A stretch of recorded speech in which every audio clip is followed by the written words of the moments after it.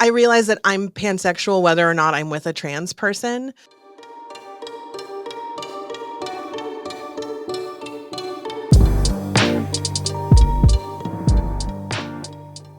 Hi, welcome to Town Hall, a Black queer podcast, the podcast where we journey through a theme by sharing stories, music, poetry, and art of varying depth and hilarity. Today's episode is sex. You have your morning radio voice on. You're like, "Hello and welcome to Town Hall." Well, a I mean, Black I don't queer want to come in like, podcast. welcome to... Well, that's how we go That's everywhere true. else. I mean, I guess people are always like used to hearing me scream. Hello, everyone, and I feel like I'm like Tom Joyner or Oh my gosh. I haven't even heard that name in years. now I love how I've instantly changed the theme to like voices and like obscure 90s Black celebrities, but.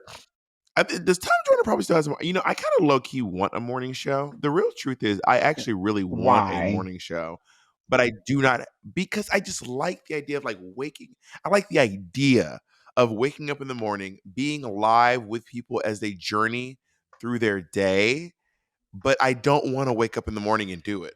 I want a morning show, but I don't want to Do actually you don't have have to to. You could get record up it at Monday night, through I Friday. guess, right? But the live aspect of it is cool. Like hearing callers being like, "Hey, I know you're all on the way to work." Something about it just seems really, really awesome. Whenever I hear about someone like, "Well, I did radio for years," I'm like, "Oh, that sounds so cool." But then thinking, whenever I hear those people talk about it, they're like, "Oh yeah, I used to wake up and drive all the way to New Jersey every morning. I had to be up by 4 o'clock." Like when Michelle Visage talks about how early she had to wake up to do morning radio, that is wild to me. Sorry, I've thrown us off the rails, but our producer's like, She Bob, had to have sex at night. And that's the theme. No, I mean, I agree with you. I think that the whole morning show thing is really interesting. It seems to me that like the morning show is the coveted spot. Like that's the highest paid broadcast radio personalities probably are put in the morning show category, which is the opposite of like, if you're on a TV show and you're like, when's it come on at 7 a.m, that the yeah. station didn't really have much faith in you. Unless it's like ABC, unless it's like Good Morning Oh, America or something. true. But I think it's being with people on their journey to work, because you have a captive audience. When you have a morning show, you have a captive audience, and you're part of people's But routine. I think podcasts are kind of Routines I like wonder sex. if podcasts like sort of take the place of that. A little bit. I do want to ask you a question. I feel like I've been in my TikTok live era, which honestly is low key a very toxic Why place. is that? Tell And us about it.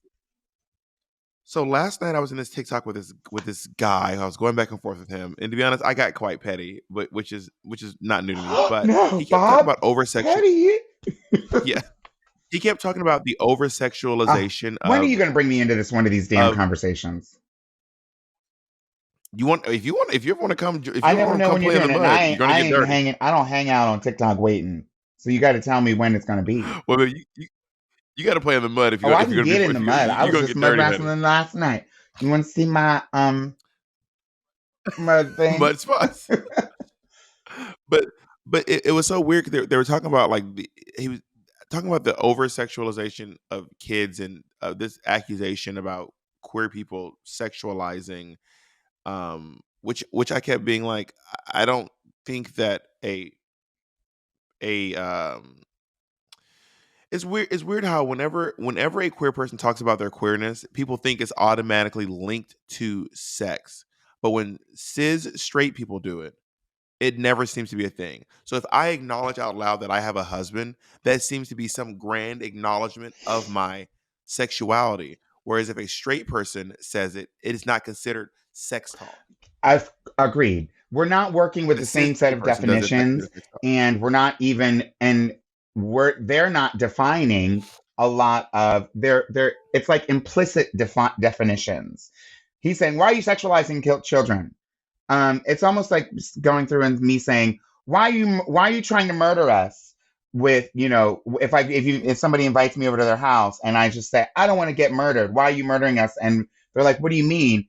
What I'm We have to get them to say exactly what they mean. If what I'm saying is your food is so bad, I'm afraid I'm going to get killed, and then we address the cooking of the food as the problem. But they're just saying you're murdering us or you're sexualizing. They're using a term that's generally perceived to be negative, and then that's as far as they go. Yep. If he says we don't want you to sexualize our kids, okay, fine. I don't want to sexualize your kids, but I'm not sexualizing your kids. What is it that you mean when you say sexualizing your kids? Can you say exactly what you mean? And then you force them to say, I don't want you talking about your husband in front of my kids. Well, now we can actually have a real conversation and get somewhere because you're being specific about what you mean, but they're not. They're saying, you're a groomer, you're sexualizing our kid, and I just want to protect kids. And that's their whole conversation. But for the record, but what I do think is what I do Am I think should yelling? be I considered was fine yelling. in my I left opinion my is morning I voice. think I'm that I do think that adults should be allowed to discuss their sex lives, and then you as a parent need to monitor what your children are listening to.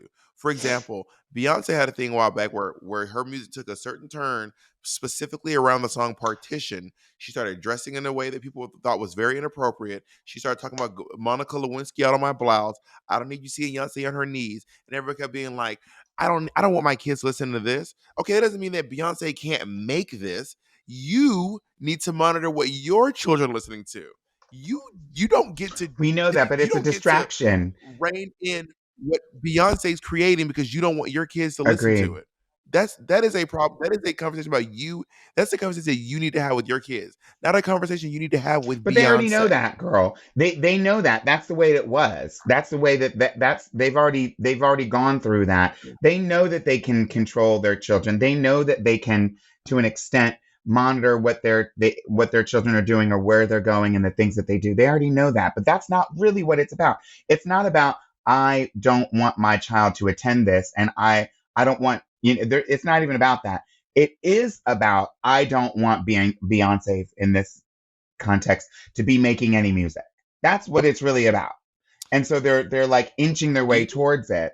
And then every single time you know, we talk about the conversation on their terms, when they're saying, I don't care, I'm okay for LGBT rights. I just don't want people to sexualize my children. And then if we agree to talk about it in terms of sexualizing children, then we're like, okay, well, how do we not sexualize children?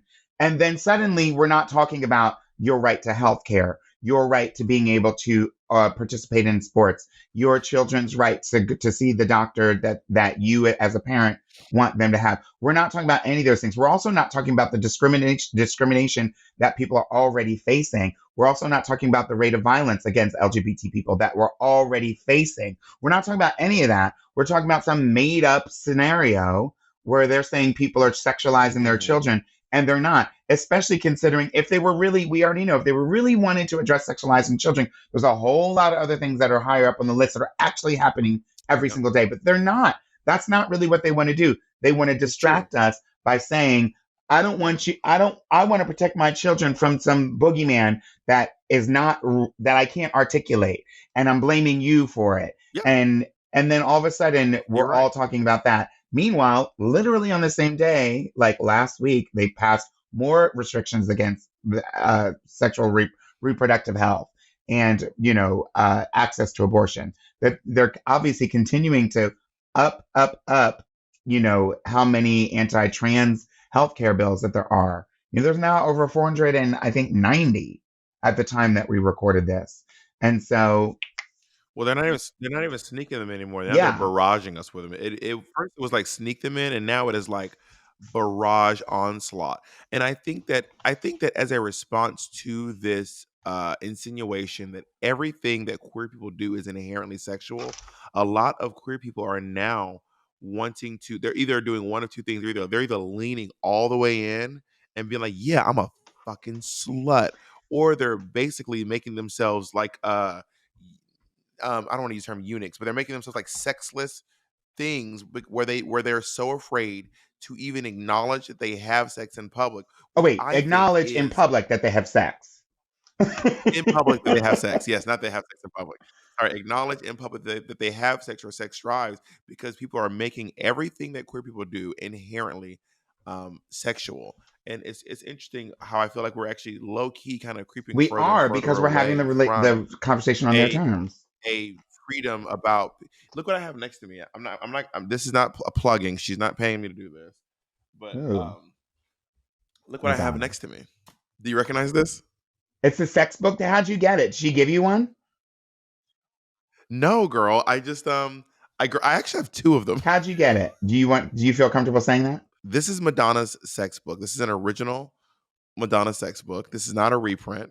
My boyfriend got me this for Christmas, and it is in Japanese. And then when my boyfriend got me Madonna sex book, which I'm not going to open because we will get demonetized. I can actually show you the first page. When we got this book, we told Jacob's parents about, we were talking about gifts we got for Hanukkah and for Christmas, and then Jacob's mom goes, "Oh, I have an original still in the package." Sex book?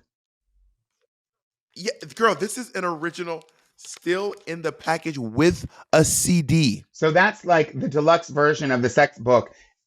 You have two original prints, but one of them is is the Is deluxe in version, and Japanese. one of them is not. No, one's in Japanese and Oh, one's in okay. English. So they all came with a Isn't CD? that? I don't I think don't know if so. the they all came with a CD. Apparently, they all came. Oh, was I it can ask erotica? him. Yeah, this is around erotica. Yeah, but anyway, I just think it's really kind of. I was intrigued by this. That there was this. I feel like part of the '90s there was this revolution, this reclaiming of your sexuality, this ability to not be ashamed of being a person who has sex. Specifically, this woman was doing this. A lot of women were doing this. Josephine Baker claimed her sexuality as a, and I don't mean her sexuality as a straight woman or whatever she identified as. I actually don't know what her orientation was, but she was claiming her sensuality in a public space, not on the street, but like at private clubs, but still in front of people, publicly claiming that she has sexuality. Grace Jones does this. Madonna has done this. Beyonce started doing this, and I think that terrifies some people. And I think that, and I think that having things like that allows people to not be ashamed of their, because it is a part of your humanity. Yeah, sexuality is a part of. I mean, it's literally the most traditional It's what makes mechanism to most of make humanity. humans. Um, but I mean, I do think it's it is really interesting. These first of all, I totally appreciate that you have the sex book. I think it's I'm totally jealous, and if you want to get rid of one of the Two, copies, then bitch, I I have will not be two. mad at you. Um, next, I think that I while it feels like new, it's definitely not new. These like sort of puritanical um notions about sex and sexuality, and that's we're seeing this kind of creep up now in the way that we did in the 90s. I remember the last time I really remember hearing politicians talking sort of on a really grand scale about sex and sexuality was in the 90s when I was a teenager. And you know Madonna was certainly the pop culture icon then, as she is now, that they were using as an example, and she was staunchly speaking out and fighting back in an artistic way against a lot of those things.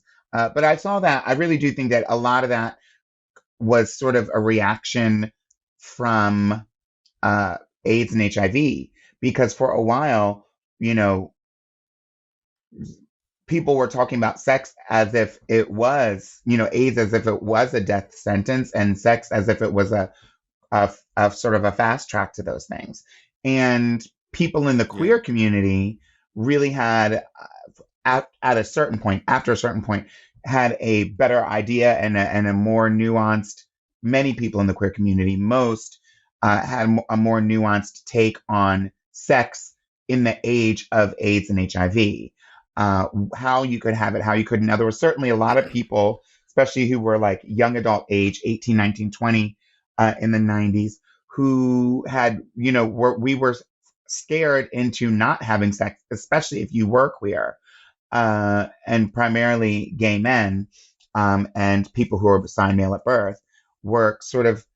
I have a lot of friends who are gay, who were born in the 70s, raised in the 80s, and sort of came into their sexual maturity in terms of their age in the 90s, but were afraid to, and then really for probably almost a decade had these really, really, really sort of rigid ideas about having sex and whether or not yada yada.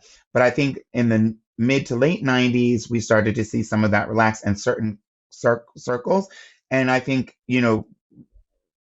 cutting yourself off from sex, which was like the knee-jerk reaction that a lot of people had in the late 80s and early 90s to, as in terms of their answer to AIDS and HIV, because our government wasn't talking about it. There wasn't a sort of nationwide initiative. There weren't any programs that were helping educate people and also helping people with treatment or access to healthcare. So people were just kind of relying on what they heard either on a talk show or from their friend. And so their way around it was just to not have sex. And there's a lot of queer people that I know that took that stance sort of protectively.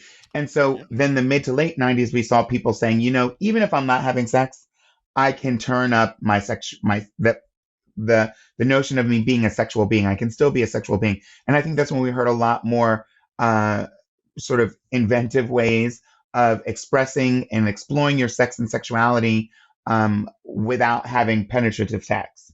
And some of that came in the way people were dressing and the way people were, sort of being more vibrant about their sex, and how they communicate about sex with other people, instead of constantly feeling ashamed and sort of covered up and buttoned up and sort of, because I think, and you said it's inherent to humanity, for a lot of people.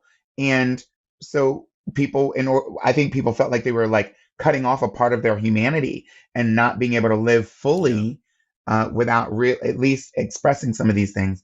And so it feels like we're kind of in that cycle again, where people are sort of questioning, and I have to admit, I even did it because I want to be able to move around through the world, and especially in areas where politics can become a conversation, which it's pervasive. It happens. Politics is now a conversation on TV and the social media, on an app like TikTok, and besides just at the family dinner table. And so we are in this era that feels really repetitive and sort of feels reminiscent of the 90s, where people are like examining, okay, is anything that I do and say going to be construed as trying to sexualize children, or should I not? Maybe I need to prove that we're not sexualizing anyone, and we wear a bag over our head.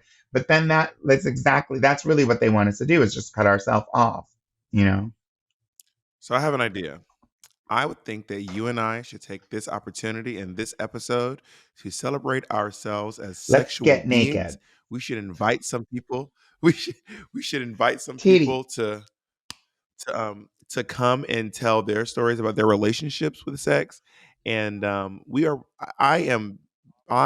Is a Bob the bitch. drag queen am using this episode to reclaim my life as a sexual being, honey. So let's hear from some of our I think that's a great contributors. idea, but I'll be, Bob never stopped claiming that. I never stopped I what? don't know, but you said reclaim. You've always been clever. Oh yeah, Yeah, yeah, girl, reclaim. Which one you you need to take a reclaim? break. You Don't ain't call it a taking a break comeback. yet. Don't call it a comeback.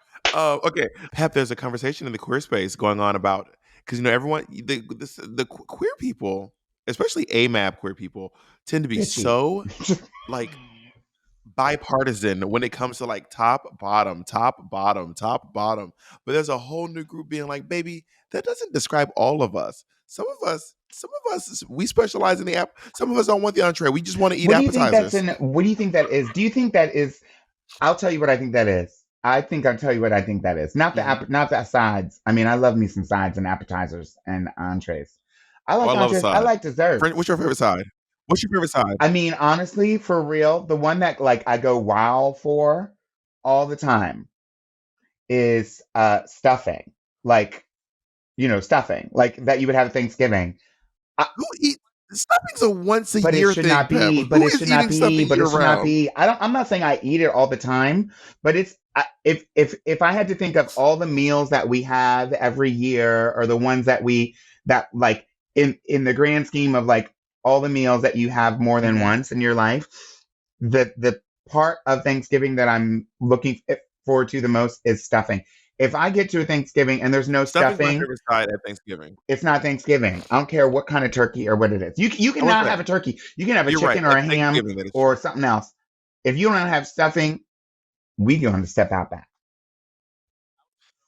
I would say you are right. At Thanksgiving, that is the best. I prefer. I recently had Jiffy stuffing, and I was like, oh Jiffy my god, what? Jiffy stuffing slaps. Like you Jiffy pop it on stuffing. on the stove? No, like Jiffy. You know Jiffy. Jiffy You make pop? stuffing with Jiffy. Jiffy What are you stuffing. talking about, Jiffy? Jiffy peanut No, butter? Jiffy. That's Jiffy Jif. cornbread. Jiffy cornbread. Oh, Jiffy the brand. The Jiffy brand. cornbread. Okay. Girl, you got Yes. okay. Yeah. But I didn't realize that they had maybe I did know that they had a stuffing No, they don't. You make the stuffing with with the Jiffy with the cornbread. Jiffy Okay. cornbread. Anyway, That's that's why it didn't compute. yeah. So anyway, long story short, my favorite side of all time is French fries. French fries will always be that bitch. French fries will stomp on all of it. Listen, macaroni and cheese. Listen, okra. Listen, mashed potatoes. Listen, Not green beans. okra. Listen, peas. Listen, side salad. You will never be French fries. So stop trying to be her. Miss You will Thing, never be that girl. I'm sorry. Stuffing is the truffle fries of Thanksgiving. And truffle fries are better than regular fries. And so I won't say that word. Stuffing overrides. We can't even say that We word can't. anymore. He's And he taking it came away back from us. through. Ah!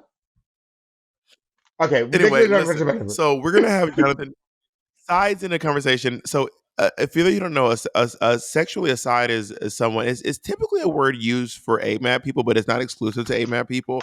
But is someone who does not it became popular in the AMAB queer I think community we have to for just people say who it. do, and AMAB means Yeah. assigned male at birth, who don't want to be tops and don't want to be Wait, bottoms. They don't want to be Bob, what you. I was going to say what. why I think that is, but then we started talking about food. Oh yeah, I know. That's what I'm Wait, trying to get back. So it's for people who okay. don't want to be tops and don't You want to be said bottoms. that What's a your thought? lot What's of AMAT people, your it seems, philosophy? are like have for many years culturally have like dug into this whole top bottom Bipartisan. bipartisan moment. Yeah. I think that has a lot to do with. I just remember in the 90s uh, Back in my when day, the effort to queer people, gay people, queer people, but definitely gay. The rest of society were not able to see or understand trans, non-binary. Like we were not having that conversation. It was about gay or straight. And so when and the mainstream folks were framing the LGBT, what we now know as the LGBT community, but really gay folks, gay men, as deviants and freaks based on one clip that they saw. It was one clip of the Pride Parade, and it was the guys in leather and people got two guys kissing, and that one little clip made it all over Pat Robertson and Pat Robertson. It made it like in all of the religious, conservative, sort of Christian fundamentalist, evangelical circles, and then it went out into the mainstream. Is that gay folks are like these sexual deviants that are trying to hurt your kids? That was the argument that they were making based on a clip, just like we're doing today, where they're saying drag queens are trying to hurt children, and they're like using one clip of one drag queen who had a boob chest plate on, fake boobs, and dancing around, and they're like saying that that's every single show, but that's a different conversation. But then the response to that was mm, queer folks in our community, mostly gay men, were trying to say no. We need to explain our relationships to you so you can understand that we are varied and that we're human and all these things. And so there was a really big effort in the gay community to explain how gay relationships work, especially through sex. And the question that we were seeing in pop culture, we were seeing in interviews, we were seeing all over the place to gay men and to gay couples was, who's the man, who's the woman, who does the penetrating, who takes it. That, and it was just, those were the only two choices. And they were really intense. They were like needed to know.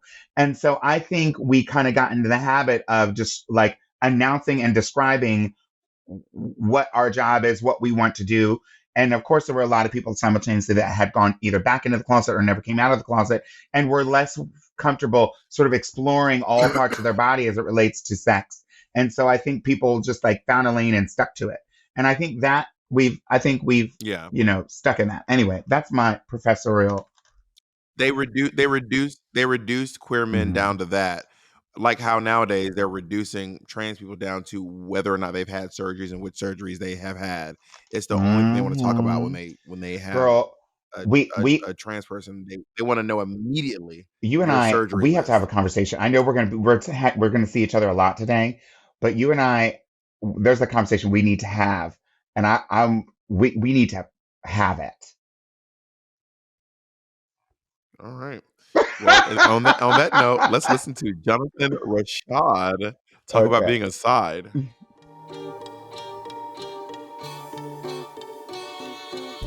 Well, my name is Jonathan Roshad. I am an artist and a musician and a DJ. I grew up in Los Angeles. I had a great childhood.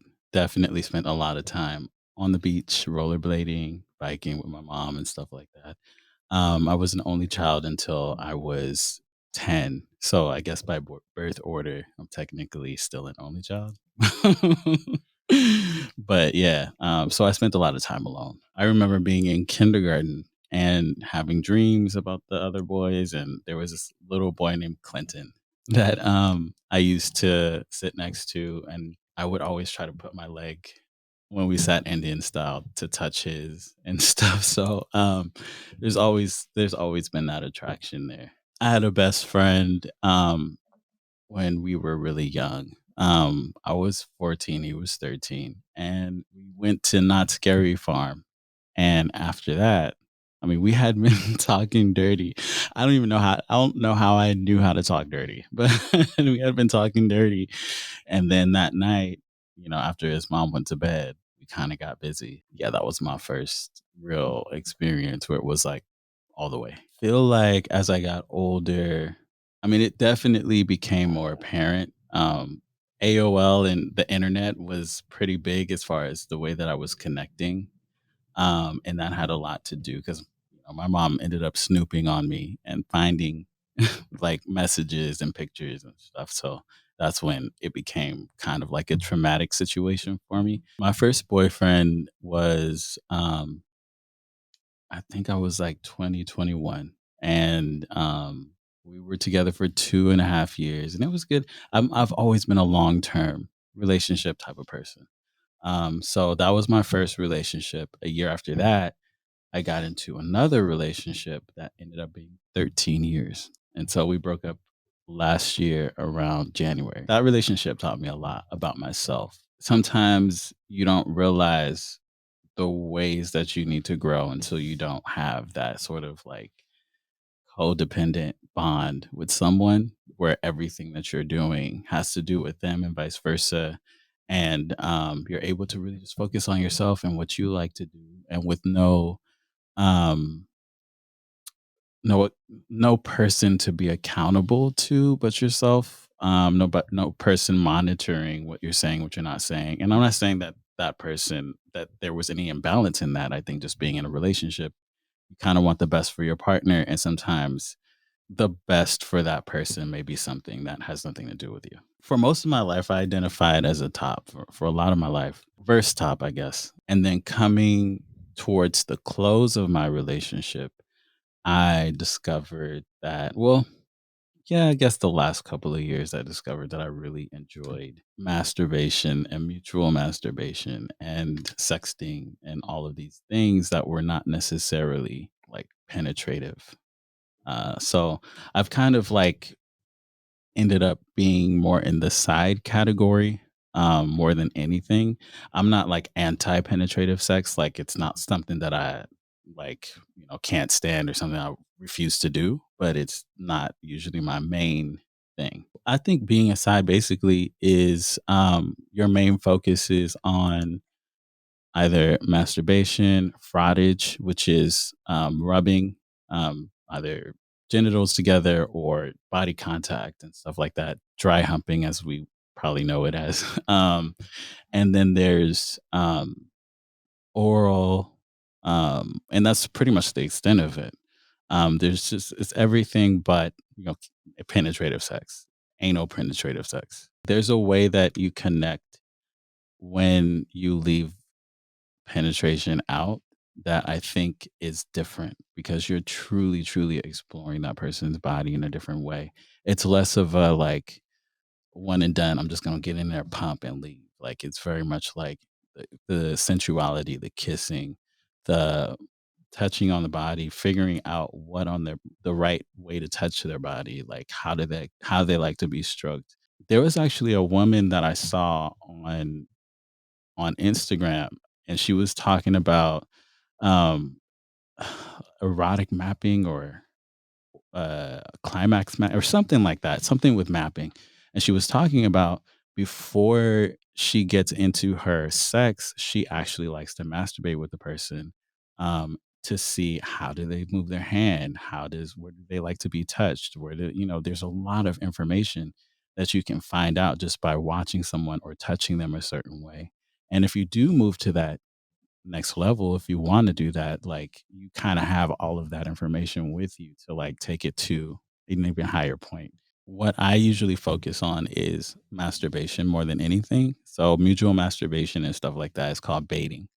And baiting it's almost like elevated masturbation. There's a lot of involved. Usually, not everyone's verbal, but there's a lot of communication, and you go into this deep, deep, deep space with the person where nothing else exists but your penis and their penis and you. You know what I mean? So it's. I think a lot of misconceptions about it is that it's foreplay, that like people a lot of times are like, yeah, yeah, yeah, let's just get to the next thing. A lot of people don't understand that. So, that's one of the trials that we go through as baiters. But there's a bait and switch where it's like they tell you this thing, they get you there, and then they're like upset when you don't take it to that next level. I think there's a lot of not saying that if you have a bait session that it can't go anywhere else, but there is sort of like a lot of times when I meet up with baiters, we really do honor that it's a bait space. Um, and because a lot of people don't understand it and understand how to get into that particular space, they kind of get frustrated when it's not progressing into something else, which is not the point. I think particularly over quarantine, I think it had a really big impact on our community as M for men, M for M, or same sex loving people, particularly men. And it's growing in a sense where before um, they were predominantly white spaces. Like baiting was like we weren't really invested.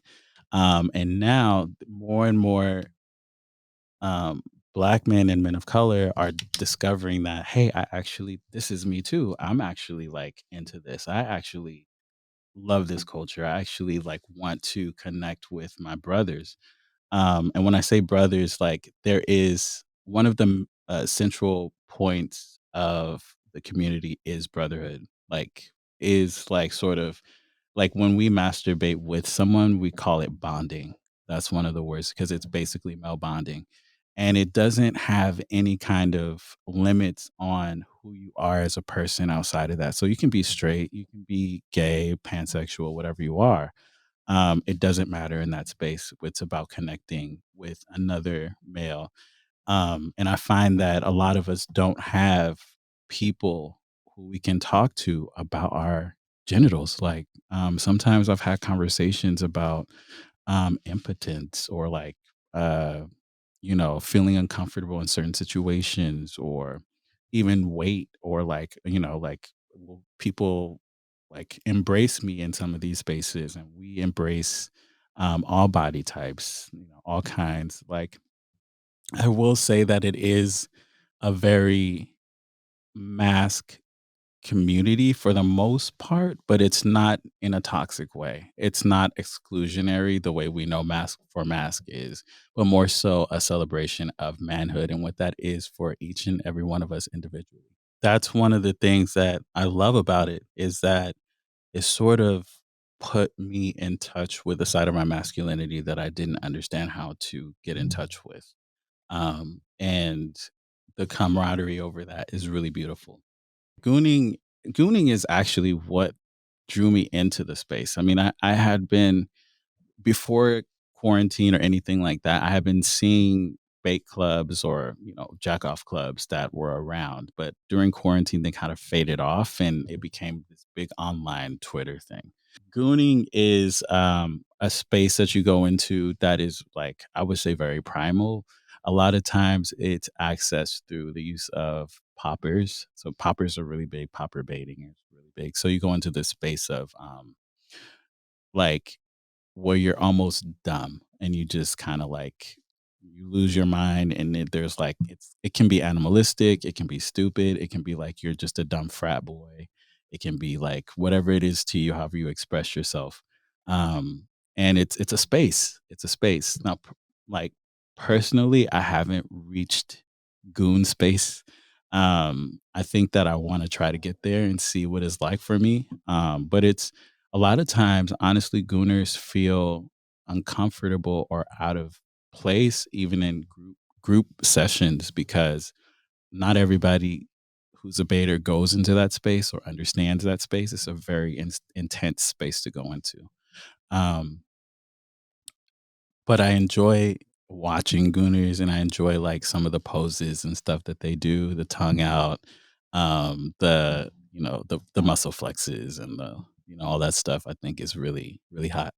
It's an intense moment of pleasure. It's a level of pleasure to where it's almost like nirvana. It's like you're in this, like, extreme sense of pleasure where nothing else matters again but your genitals and the pleasure that you're getting. It's like a deep edge. I don't know if you guys have ever edged or gotten to a place where you're holding back your climax over and over. So to get to goon state, a lot of times it's like holding back your climax, like, for a very, very, very long time. And then a lot of times poppers are a big aid for that. So it's just like overwhelming pleasure, and your body is just reacting to that. I think the way that we process sexuality or talk about sexuality is very it leaves a lot out. Um Especially with the way that men can interact or women can interact with each other, that doesn't necessarily label them as something, or that there's ways to um I think that, like, we're taught sex in a sense that is definitely procreation based versus pleasure based, and I think if we understood more about the pleasure aspects, I think people would have a better understanding of what they want and where they want to be.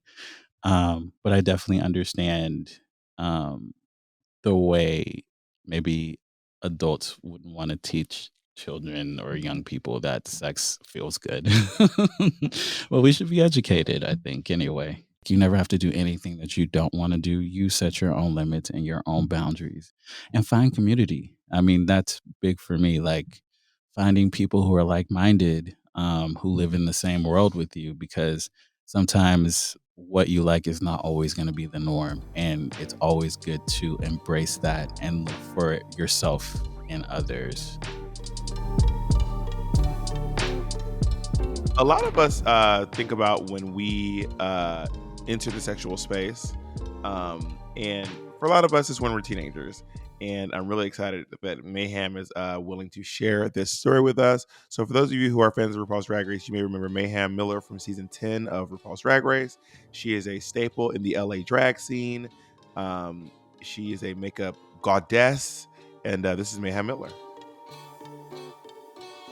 Hi, I'm Mayhem Miller, and many people have known me in many different places, but I think I'm most familiar from RuPaul's Drag Race, Season 10, All Stars 5, Lip Sync Assassin, Hollis Slay Spectacular. Yeah, she's done a lot. I'm from a town called Riverside here in California. Little conservative town with many folks who are identify as LGBTQI plus and stuff. We're told what we are before we even know what we are. I didn't know I was gay until people started calling me things that were, derogatory. And I'm like, wait, what the fuck? Wait, why am I a fag? I don't understand. What's that? And I'm like, oh, but do I like boys? I don't know. And like when you get told that at a young age, like it kind of puts you in a place where you're like, well, shit, what why am I different? And am I different? So, yeah, growing up here in this small town, I was called a fag and gay and fairy and sweet and all those things. And I learned really quickly how to adapt and hide and camouflage. So I did not have a target on my back. I would change my voice. Like even this is not even my normal speaking voice. My normal speaking voice is way deeper. And then I don't know, I just like tried to carry myself in more of a traditional masculine way. I came out, let's see, my senior year of high school. There were no other no other openly gay people at my school. So once I came out, people had heard and it got around and but I didn't have an issue because everyone already kind of assumed, even though I had girlfriends and stuff, I was kind of popular at school. So no one really gave me an issue. Once I graduated, I had some friends that graduated before me who ended up coming out and they were like, okay, so we got to show you the ropes. Because I was like, I have no clue. I'm like, I live in this town where I think I'm the only one. And come to find out, there were plenty of us here. So they picked me up and gave me a tour of my hometown and showed me all these underground things that I had no clue about. And I was like, okay. So once I was educated in the life here in Riverside, they ended up taking me to our local coffee shop, Back to the Grind. They told me that it was owned by gay men, and everyone would go there and meet. So I started going there on after school, or after school, and then after work, I would go have my coffee in the afternoon, evening. I would play chess, start meeting people, and then I noticed this one boy like just eyeing me one day, and I was like, okay, well he's cute, but he was there with another guy, and I was like, wait, what's going on with this? But I then saw him again, and then I saw him another time. And then one time he was by himself and he was like, hi. And I was like, hello. And he's like, you went to Poly. And I said, yeah, I went to Poly High. And I was like, how do you know that? And he's like, I went there. Or he was like, actually, I go there. Oh, bless you.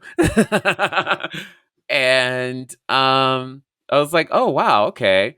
And so we started talking about school and he was like, yeah, I've known you for years. I've seen you around and blah, blah, blah, blah. And he's like, I always thought you were cute. And I was like, okay. And then we chatted it up for a few hours and um, it was nighttime and I was about to leave.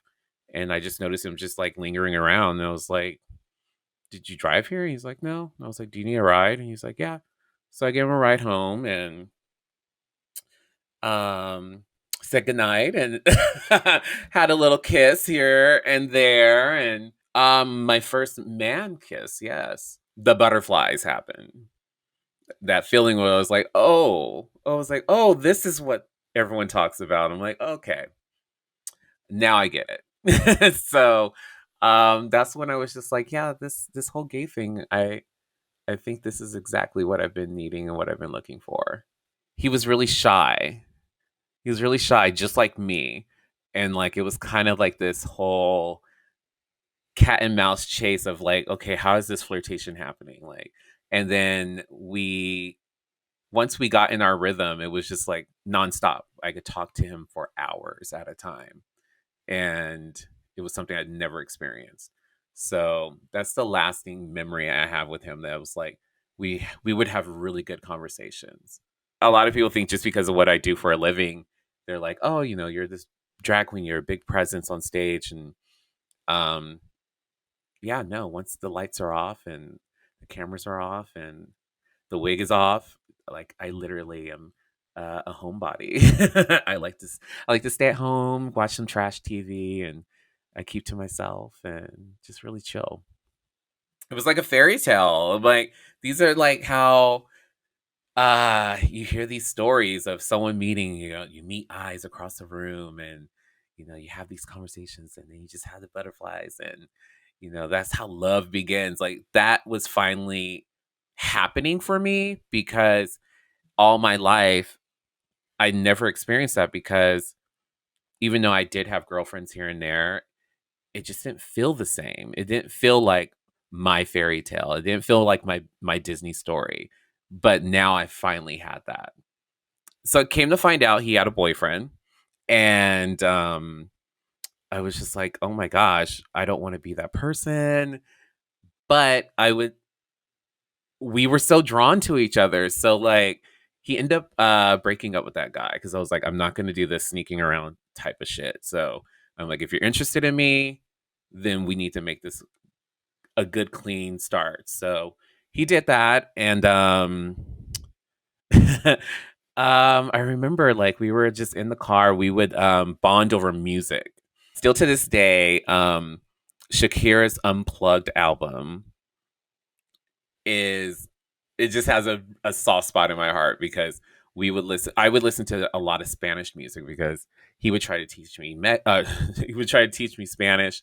And like I was so like, okay, I want to be I want to immerse myself in his culture, so that we can totally vibe on a different level. And um so yeah, so we would just listen to Spanish music all night long, and we would listen to that over and over and over. And Luis Fonsi and Celia Cruz, and oh my god, just so many like artists that I just remember. Just we would just listen to their music all night long. And um, I remember I took him to like this lookout point, uh, and you could see all the city. And I was just like, all right, we're gonna listen to our music. We're gonna get in this back seat and just have a good time. And yeah, that good time came. Then one time, we had I was house sitting for a friend, and we finally had like not a back seat to make out, and so we had an actual bed. So I was like, okay, this is where it's gonna happen. I had to learn quickly. He was very patient with me, and because he was more experienced, even though he was younger than me, he was still more experienced than I was. So um yeah, that's where I learned what a top was and what a bottom was. And he wasn't annoyed, he was shocked that I didn't, because I guess he was under the impression that, oh well, you must have done this, like you're Dwan, and like you're popular and people know who you are. I'm pretty sure you have experience in that way. And I was like, no, I was always the type of guy that wanted to wait till I was married, because I grew up in a Christian household, and that's just what our values were. And I was like, oh no, I'm gonna meet the right girl, wait till we're married, and that's how it's gonna happen. And then that changed. That changed. No, we didn't get married nor engaged, but um yeah, he was very patient with me. Very patient. And then we learned that we couldn't keep our hands off of each other. Like after that, I remember we were just like little fucking rabbits, always just trying to fucking do it all the time. Overall, I would say it was a great first time. It was exactly what I needed and how I needed it to be. Um I didn't feel rushed or pressured. Um, it was with someone that I loved, and that knew me and I felt a connection with. So like it was exactly what it needed to be, and I'm happy that my first time experience was a good one. It's kind of shaped it to where I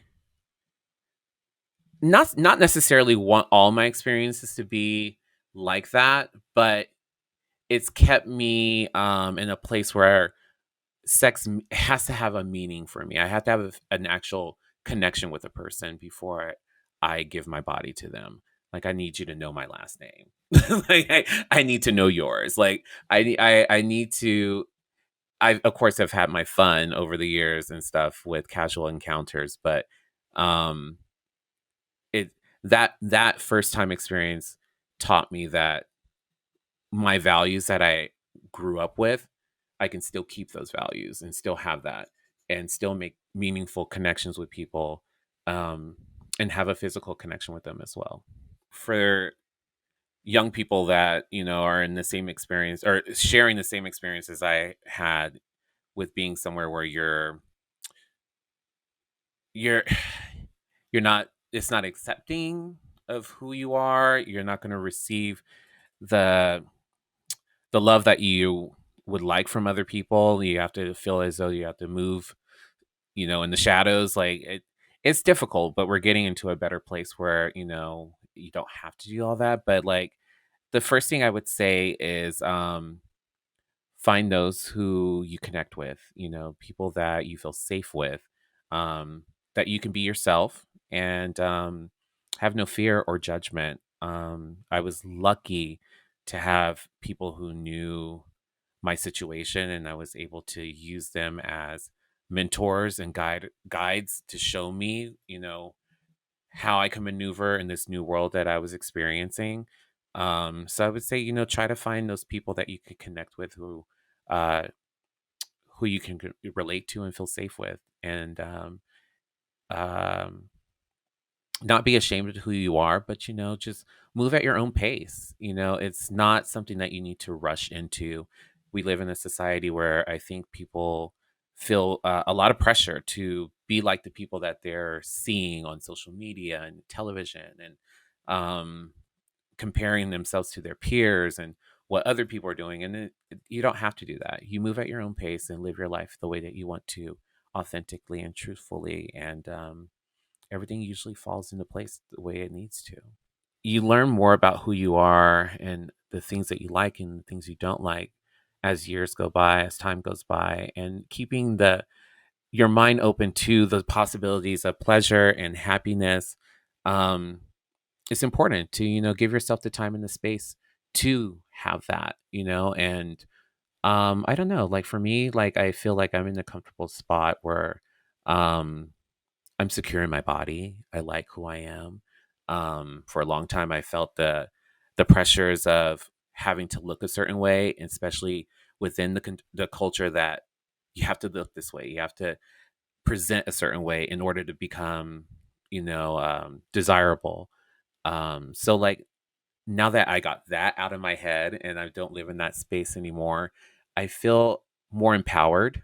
I feel more present. I feel more valuable knowing exactly who I am and exactly what my wants and needs are. I think gay sex in the community right now is entering a space where um, a lot of possibilities are being explored, and a lot of freedom of expression and identity is happening, and a lot of structure and I guess old ideologies are being erased. And it's just becoming this new fluid thing, especially in our community. um and I mean, it's a great thing for many, and it's a bad thing for some, because a lot of people um view sex differently. Some people it's just a strictly pleasure thing. Some people it's an emotional connection. So like I think it's right now at this place of fluidity where it's whatever it is who it is for whoever it is. um So I don't know. It's interesting. It's really interesting sometimes, especially when it comes to relationships and sex as well. Now there's less shame associated with sex, especially within the community. I think so many of us are taught and it's ingrained in us that what we're doing is innately evil and it's not right. And, but now it's becoming more accepting in society now that we are no longer having to hide in shadows, no longer having to be in the closet or suppress, your feelings and emotions. Like it's now like, okay, well, yeah, this is it's norm. There are more queer people around to show you that this is possible to live an open and loud and a successful life. So like, yeah, it's definitely in a different time where, in comparison to where I remember when I was younger, when it was like, oh gosh, I don't know if I can tell people about this, or I'm ashamed of what am I doing and this and that. Now it's like, okay, yeah, girl, go do what you do. Go have a party, have fun. I think that in today's political climate, it is easy to paint trans people in some sort of an oppositional lens, where it seems like they're like, I don't know, the opposite of cis people. Um, when the truth is, trans people are just like all of us. I mean, trans people are our siblings and our parents and our teachers and our priests, even, you know? So I'm excited to hear from Carly Fox. And Carly Fox is going to tell a little story about her experience with her husband. My name is Carly Strauss. I am an artist. I was born and raised in Los Angeles, and I'm married, and we have no human children, but we have 3 cats and a dog. My mother was born and raised in Guyana in South America, and my father was born and raised in New York. My mother moved to the United States when she was 22. She also moved to New York, which, funnily enough, my parents didn't meet in New York. They met in California, in Los Angeles. And the story that I've been told is that my dad was a bouncer at a restaurant that had some sort of like lobster-y name to it. It wasn't Red Lobster because Red Lobster doesn't have bouncers. But my mom used to go clubbing all the time, and that she saw my dad on his day off when he was like picking up his check. And she like was like, come sit with us. Come sit with us. Which is also how I hit on people. I'm a very like, don't waste your time, just come over here. So that's how my mom nabbed my dad.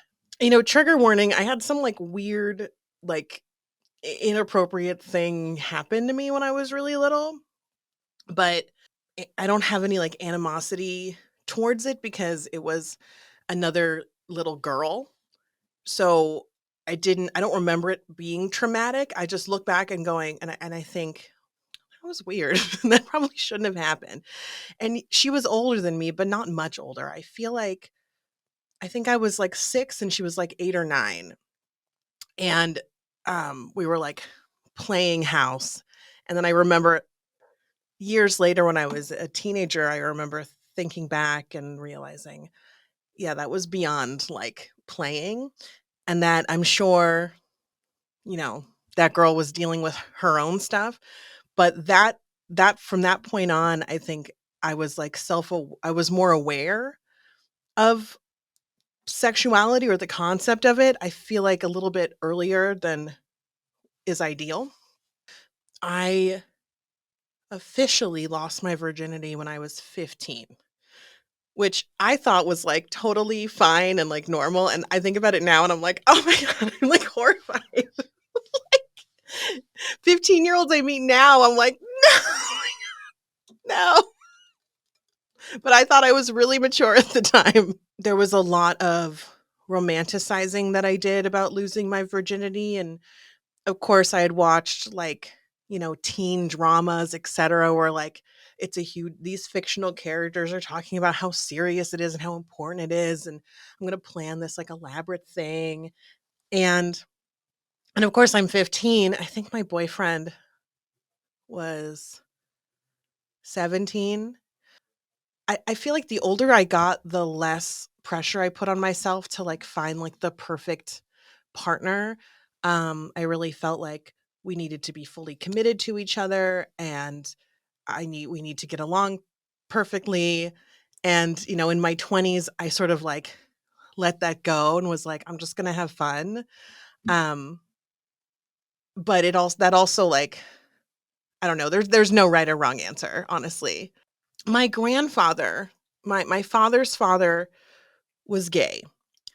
And I always knew he was gay growing up, and I didn't think anything was weird about that. And nobody ever had to explain my grandfather's relationship with each other. It was obvious to me that they were together.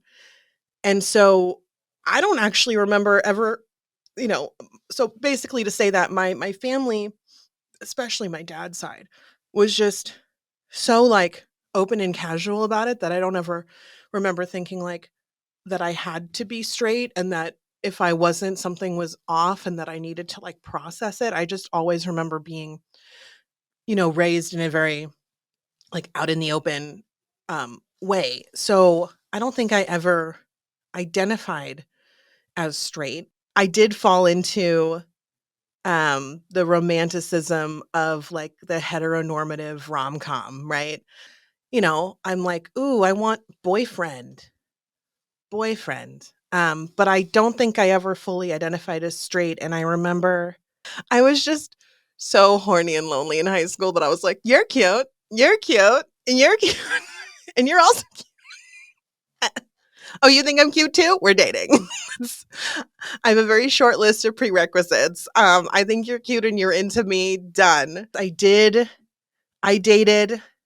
I dated one openly queer girl in high school. I was a girl. And then I also pursued like 3 not open girls, which was horrible. It was horrible. I actually continued to pursue either straight or closeted women in my 20s, and it's so dumb.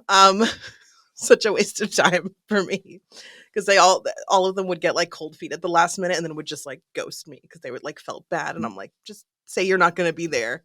I got all cute and I'm waiting for you here, and literally just wanted to like take you to dinner. Like, calm down. I'm not like, telling your family that you're queer right now. I just wanted to like meet for coffee, but okay. Um, yes, I did. So I think when I officially embraced it, it was in high school. I didn't come out to my dad. So I remember being like, hey, Dad, I'm just going to go have a sleepover at my friend's house. We're besties. I'm just going to like have a sleepover. And I was like, this is great. This is amazing. I'm like getting to sleep over at my girlfriend's house. Thank you, heteronormity, for saying that this is okay. Woo! We're definitely just giggling and watching movies. And then after like a month of that, I remember one time my dad picked me up and he was like, you're dating her, aren't you? So my dad was like, are you gay, Carly? And I was like, I think I am. Because I wasn't, that's what I thought in the moment. I was in love with this girl and she was the only person I was thinking about. So yes. And then I remember I started, dating boys again. And then I would be like, well, Dad, I'm gay. So I'm going to go hang out with and then my dad was like, are you bisexual, Carly? And I was like, yeah. He was like, okay, so you're allowed to sleep over at your bestie's house and that might be it. I'm like, okay. I realized that the whole time I was pansexual and that I identified as bisexual for a while because I also wasn't even familiar with that term pansexual in 2003. And then when I discovered it, I realized it fit me better because I know that there are many bisexual people who are like inclusive bisexual, but at least the way it sounds to me is like bi meaning like two. So I like pansexual. In the words of Alaska Thunderfuck, it's about hearts, not parts. And I was like, oh yeah, yes, it is about hearts, not parts. Because yeah, I feel like there's like the like the carnal physical element, but then it's like that might be about like the naughty bits. Then like when removing myself from that and realizing like, well, I'm attracted to the whole person. And you know, the bits don't really matter as much. It's about the whole person. And I realized that term described it fit me better. I'm married. We started dating in 2014, I believe. And he lived in Palm Springs at the time, which is not impossibly far, but it is far. So we met on Instagram. And after like a month of talking, we decided to meet up. And he didn't drive at the time. So his best friend, Alyssa, drove him to LA to meet me.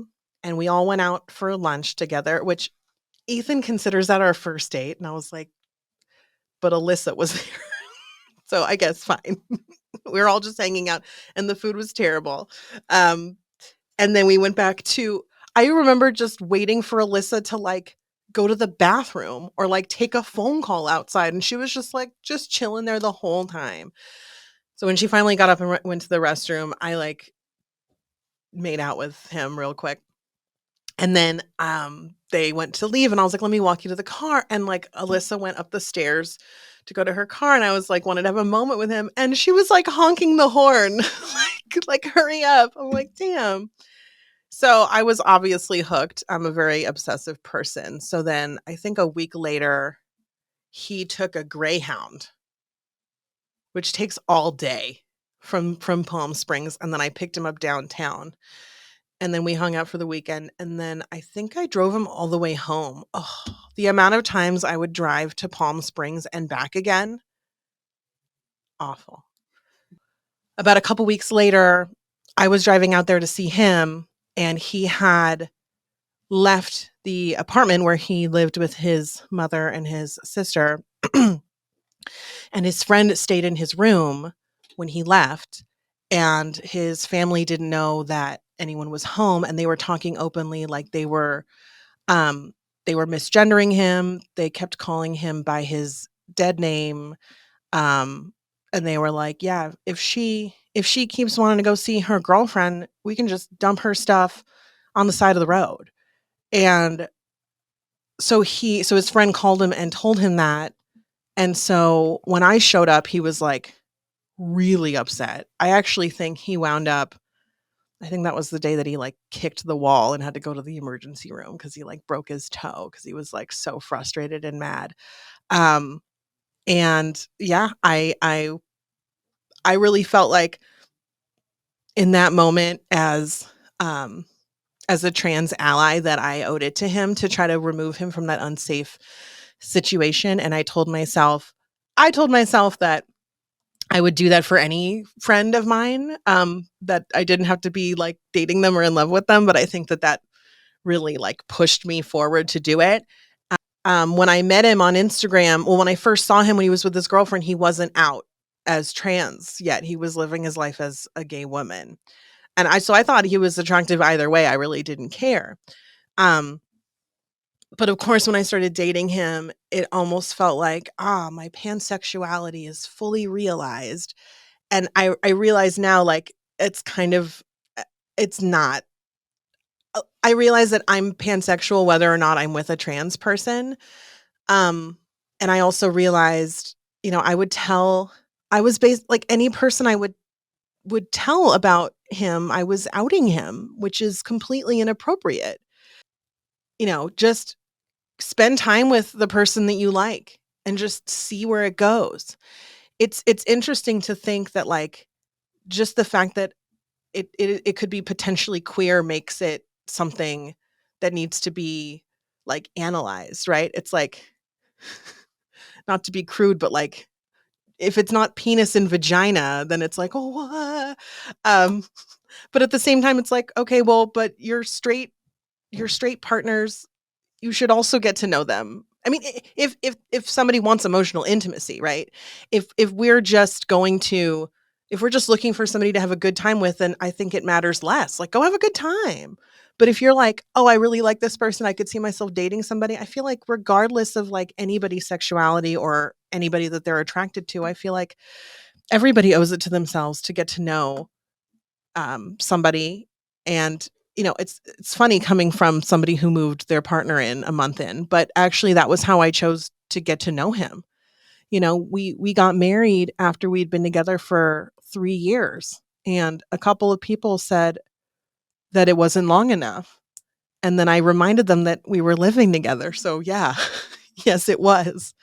3 years of living together it's heavier than just 3 years of dating and having your own space.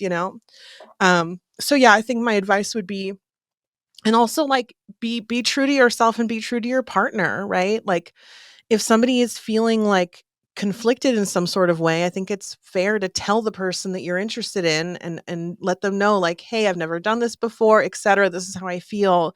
Because, one of the biggest issues I think that human beings have with relationships is like withholding information about how people feel, and then we sometimes get resentful that our partner doesn't know how we feel, like they're supposed to read our minds or something. So I think that would be my advice. As far as my comment on the political stuff that is happening, I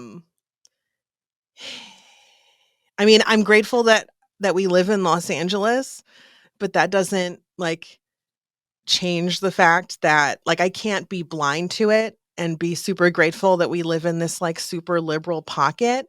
Um where my all of my husband's surgeries were covered by my insurance, because if they weren't, it's super expensive.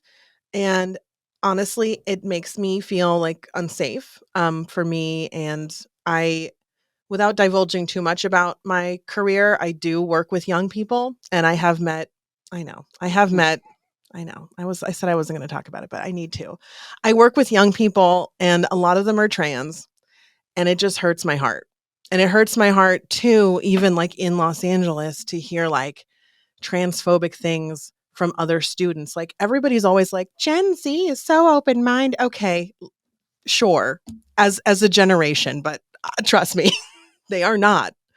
They are not all open minded, and that bothers me the most because it's like you're both babies, and I want everybody to feel safe.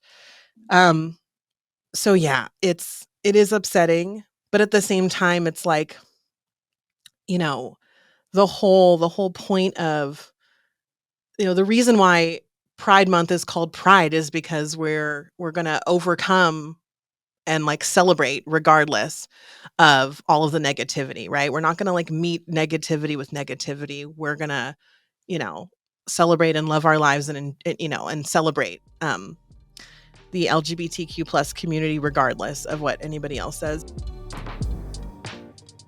Pep, do you feel comfortable? I mean, you feel comfortable. You have a lot of songs about, not a lot of them. You have songs about sex and about acknowledging that you are a person who has a sex Who has a drive long list? of suitors. Yes. I think it is important. I try to consider myself sex positive. I do. It's really interesting because I don't know if I achieve that or not, but I do think that like the notion of the identification of sex positivity is something that the individual has to sort of define and set the parameters for. And so I really Mhm. do think that I'm can exist in those spaces through like not being judgmental and trying to resist the sort of puritanical um you know ways of thinking about sex and sexuality. There are some things that I think, I do like anything. I think that it needs to be a balance, uh and so, but yes, to acknowledge what you said, yeah, I do have some songs, and I try to work a little bit of sexiness into my what I do, the projects that I do, the music that I create. It's really interesting because I think I have a really interesting mix of like sort of I don't want to say conservative because then that makes it seem like I'm right wing, but like Yeah, I know. By the way, that's the thing, because I was talking about how my mom is conservative, and I mean, when I say she's conservative, I mean that she's Yeah, yeah. modest. My mother is But a that it modest used to woman, mean but that now conservative makes it sound conservative like she's a used to Republican. mean modest, but now colloquially it means Republican. Republican. Um, Yeah. so yeah, I think I operate in a way that leads with modesty, and then I think that people pick up on that. I think they do. That vibe is not a secret. But I also think like I'm also like always one to have my titties out and be like, you know, kind of flirtatious Mhm. and kind of there's like a sexy vibe to what I try to do in most situations. And so I find that interesting about myself. That's so funny because I'm the exact opposite. I dress very modestly. Like I'm usually covered most of my body, like from the neck to the floor. I wear very baggy clothes. I do not really wear a lot of tight. I'm never out here in these streets mid drifting. The only time you'll ever see my thighs is usually if I'm working out. Like I'll wear shorts to Which work means out we and never stuff. see her But I thighs. actually, honey, barely ever. Barely ever. I have a very modest presentation, but I am a very openly and publicly sexual person when it comes to like talking about my sex life on my one of my two podcasts or on my YouTube page or even in lives on Twitter, on my Instagram and stuff like that. But my presentation is quite modest. So you and I are quite dichotomous in that way. It's true. I guess if I had to boil it down, I act modest but dress sexy. Like a slut.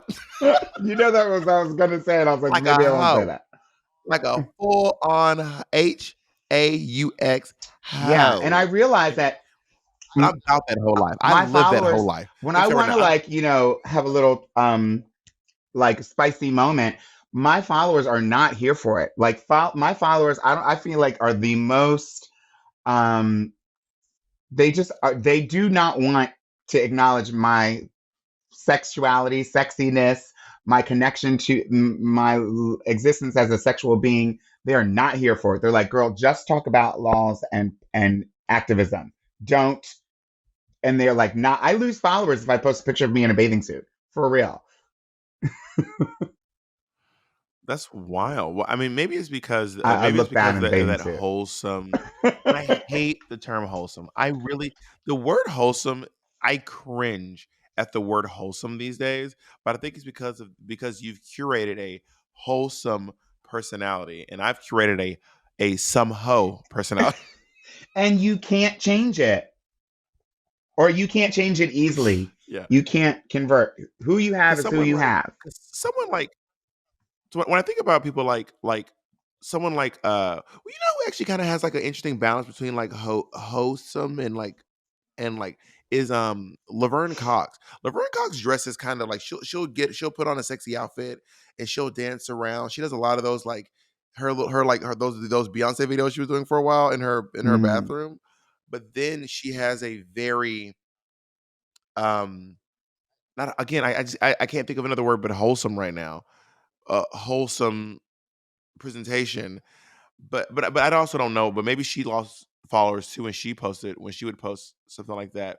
Whereas some people who their whole thing is like is their whole branding is whole behavior. It's the way they dress. It's the way they talk. It's what they do in the shadows. It's what they do in the light. It's what they do in the twilight. It's what they do in the every aspect of their being. You know what I mean? It's true. Well, thank you for having this conversation with me, Pep. Yeah, I think that this is probably not the last of conversations that we'll have about sex. I think that we can always look at things through a sexy lens.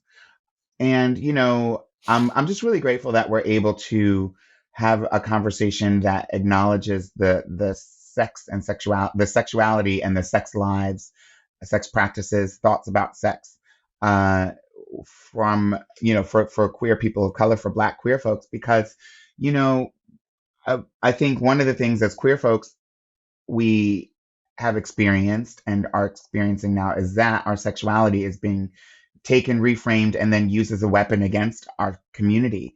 And the same thing has happened to Black folks over the years. Uh, you know,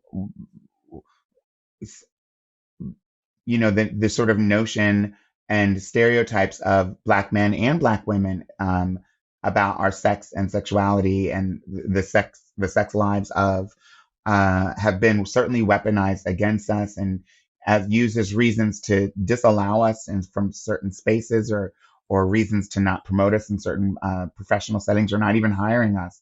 A lot of things that come naturally to the human beings, whether it's the way we grow our hair, the way we have sex, and many things in between, have been used against many marginalized communities, but definitely the black folks in the Black community when used as a reason to not include us in certain aspects of life. And so as Black queer folks, I think we experience that to a different level. And all the while, I think maybe it's a natural reaction to a lot of these things, all the while never really having a lot of outlets to talk about it in a way that's freeing and empowering and healthy.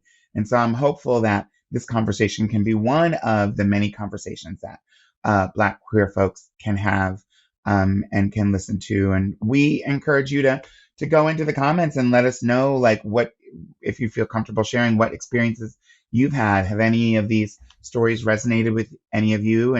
And share it and have a conversation. Tag us in the conversations that you're having on Twitter and online. And so we can chime in and hear some of your experiences, because it's obviously very expensive. It's very interesting. I don't know why it's expensive. Ooh. And our next episode will be about sex work. Thank you all so much for joining. Stick around, Pepper. By the way, stick around for me and Pep. We'll be releasing our sex book. It is a two-parter. Pep and I will be posting our full nudes in our sex books. Darling. We're y'all get ready. We're gonna be New York Times bestsellers, baby. Oh, not New York Times though. They're not the one. Special thanks to our production team: Charlene Westbrook, Tracy Marquez, Amelia Rittaler, and Corey Nixon. Music by La Femme Bear. All right, bye everyone.